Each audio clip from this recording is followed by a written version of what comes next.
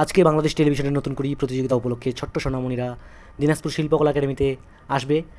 আপনারা যারা বাচ্চাদের নিয়ে আসবেন অনুগ্রহ করে একটু সাবধানে থাকবেন। অনেকেই ঠাকুরগাঁও পঞ্চগড় দূর দূরান্ত থেকে আসবেন, তাই ভ্রমণের সময় বাচ্চাদের নিরাপত্তা করুন। আজকে বেশ রোদ হবে, তাই চিন্তা করে প্রয়োজনীয় সব কিছু ছাতা, পানি, হালকা খাবার সঙ্গে নিয়ে আসবেন।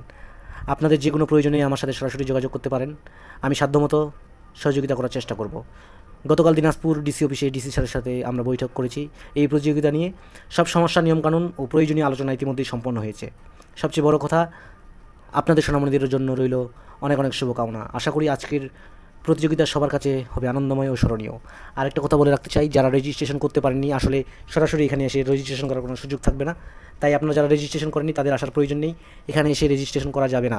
যারা শুধুমাত্র রেজিস্ট্রেশন করেছেন তারাই শুধু এই প্রতিযোগিতায় অংশগ্রহণ করতে পারবেন।